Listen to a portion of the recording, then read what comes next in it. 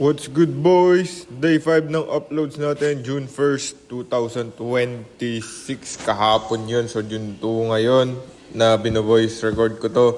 So yung weight ko tumaas from 79 naging 82.2 kasi nakakram lahat ng meals ko sa last meal. So sobrang bigat or sobrang heavy ng meal ko kapag nagla-last meal. So ayan, nandito na tayo sa gym.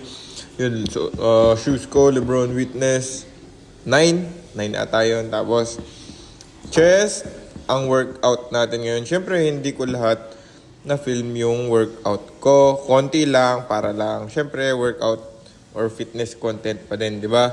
So, yan. From incline to flat dumbbell bench.